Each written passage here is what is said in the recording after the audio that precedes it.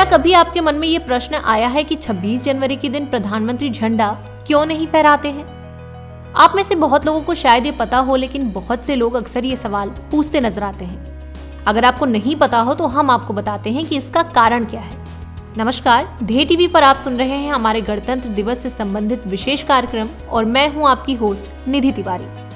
अब आते हैं उस सवाल पर कि 26 जनवरी पर प्रधानमंत्री क्यों नहीं फहराते हैं भारतीय ध्वज।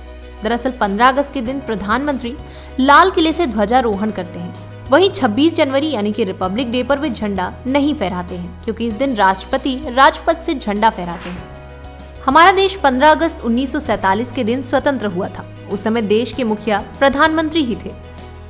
इसी के चलते उस दिन प्रधानमंत्री जवाहरलाल नेहरू ने ही लाल किले से ध्वजारोहण किया था। वहीं 24 जनवरी 1950 को डॉक्टर राजेंद्र प्रसाद राष्ट्रपति के तौर पर शपथ ले चुके थे और वे देश के संवैधानिक प्रमुख भी थे। इसलिए 26 जनवरी के दिन देश के राष्ट्रपति झंडा फहराते हैं। रिपब्लिक डे के दिन झंडा राजपथ पर फहराया जाता है। आपको बता दें कि 26 जनवरी यानी कि गणतंत्र दिवस के दिन राष्ट्रीय ध्वज को ऊपर बांधा जाता है, उसे वहां से ही फहराया जाता है।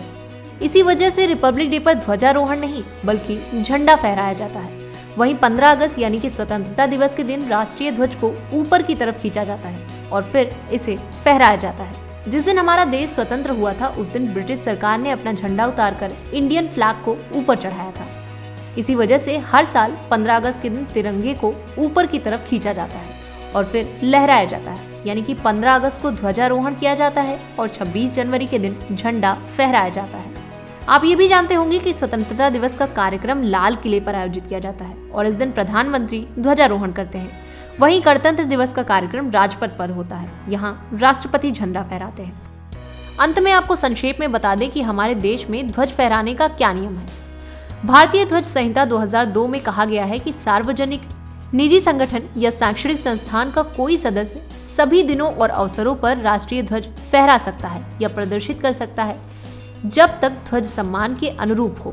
लेकिन जुलाई में ध्वज संहिता के विशिष्ट खंड में बदलाव हुए हैं, जिसमें बताया गया है कि अब सूर्यास्त के बाद तिरंगे को नहीं फहराया जा सकता है। और अब बारी है आज के सवाल की। आज आपको बताना है कि भारतीय तिरंगे झंडे का डिजाइन किसने किया था। आप अपने जवाब हमें कमेंट बॉक्स में अवश्य बताएं और रिपब्लिक डे की पूर्व संध्या पर आप सभी लोगों को ध्येय की तरफ से हार्दिक शुभकामनाएं।